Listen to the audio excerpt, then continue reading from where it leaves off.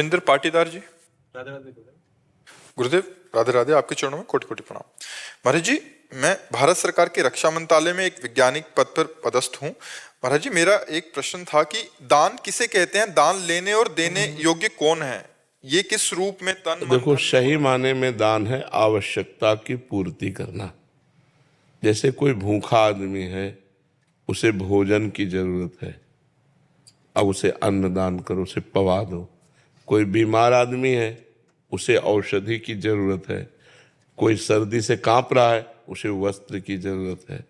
जहां अत्यंत आवश्यकता है और वो असमर्थ है, वहां हम सहयोग, जैसे भूखी गौएं हैं, उनकी व्यवस्था नहीं, उनकी व्यवस्था कर दो। दान का सही तात्पर्य है अत्यंत आवश्यकता की पूर्ति। और दान का पात्र अर्थ का केवल विचार करने की जरूरत है। भूखे को अन्न देने में विचार करने की जरूरत नहीं। कुत्ता भी भूखा हो तो उसको भोजन करा दो, साधु भूखा हो उसको भोजन करा दो, उसमें पात्रता की जरूरत नहीं है। पात्रता रुपया देने में है। हम रुपया देते हैं, शराब पिएगा, ये बेविचार करेगा कि गंदा आचरण करेगा। रुपया में थोड़ा होश में दान करने की जरूरत है। अन्न, वस्त्र, औषधि, जल, इनको तो जहाँ यथा योग्य अवसर मिले पवा दो, उसमें दे। क्योंकि वो, लेकिन रुपया में वो कुमार्गगामी प्रवृत्तियों में रुपया खर्चा होगा तो आपको भी नरक जाना पड़ेगा। इसलिए उसमें फिर पात्र देखते हैं कि हमारे रुपये का यहाँ सदुपयोग होगा कि दुरुपयोग। अगर लग रहा है सांगोपांग सदुपयोग होगा तो फिर कर देना चाहिए। जैसे कानपुर की एक बूढ़ी माई धनाढ्य थी, तो नारदानंद सरस्वती जी के पास नैमिषारण्य में गई और 1 रुपया निकाला और सामने रखा और कहा, प्रभु मैं गरीब आदमी हूँ, सोचती हूँ कि 1 रुपया संत सेवा में लग जाए तो क्या संत सेवा में लग सकता है? उनका हाँ माई।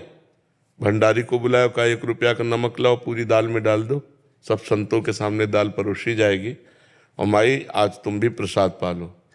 फिर उसने करोड़ों की संपत्ति स्वामी जी के नाम कर दी कि जो 1 रुपये का सदुपयोग कर सकता है वो करोड़ों का सदुपयोग कर सकता है।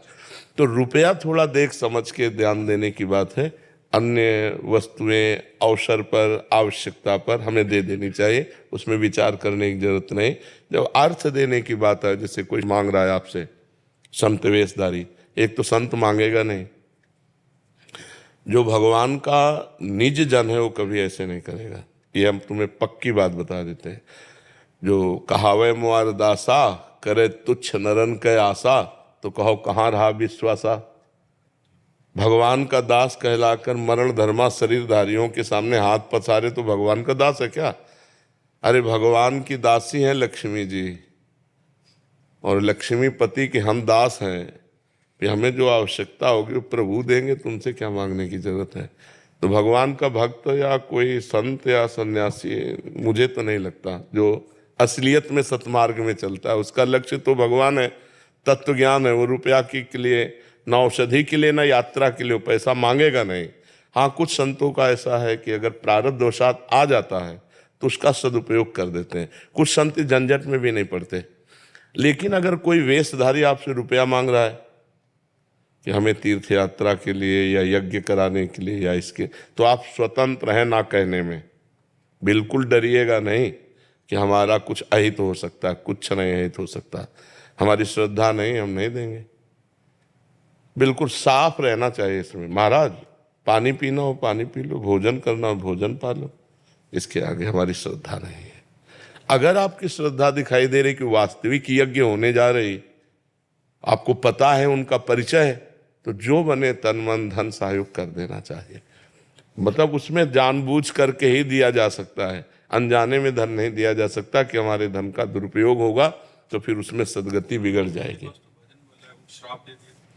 ऐसों के पास भजन बल नहीं होता, ऐसों के पास भजन बल नहीं होता जो पैसा मांगते घूमते हैं, और जिनके पास भजन बल होता है वो किसी को शाप देते भी नहीं है, और अगर शाप दे दिए तो भगवान से मिला देते हैं। मुनिनकर क्रोधो मुक्ति दातार, नारद जी ने यमलार्जुन को शाप दिया, भगवान से मिला दिया।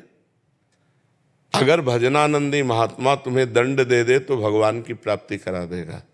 भजनानंदी महात्मा कभी पैसा नहीं मांगेगा। पैसा मांगने वाला कभी भगवान का भरोसा नहीं रखता।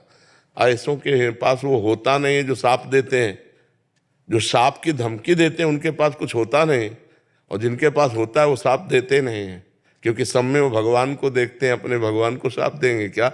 और अगर कभी दंड विधान के अनुसार कर भी दिया तो भगवत प्राप्ति करा देते हैं। मुनिन का क्रोधो मुक्ति दातार, मोक्ष पद प्रदान करने वाला होता है। मुझे इसमें तन के दान को वरीयता दी गई है। तन मन धन, तो तन पहले आता है, तो क्या तन को वरीयता दी? नहीं, आवश्यकता। हाँ, अब जैसे कोई गिरा हुआ आदमी पड़ा हुआ है, अब वहां तुम रुपया फेंक के चले जाओ तो वो किसी काम का नहीं, जरूरत है उस समय तुम्हारे तन की। अब कोई आदमी बहुत डिस्टर्ब है, अब उस समय शरीर से पास बैठे रहने की जरूरत नहीं, मानसिकता लगाओ, मन लगाओ कि इसकी ये डिस्टर्ब स्थिति को हम कैसे संभाल सकते हैं, हंसा के, बुला के, खिला के, औषधि से कैसे कैसे। और अब वो जरूरत है औषधि की, तो शरीर और मन से काम नहीं चलेगा, अब धन से काम चलेगा। अब औषधि ला के उसको दो। आवश्यकता क्या है? मेरे तन की समय आवश्यकता है, या मन की आवश्यकता है, या धन की आवश्यकता है? तीनों को देखा जाएगा। तीनों अपनी जगह समान है, अपनी जगह आवश्यकता के अनुसार तीनों बराबर है, तन मन धन।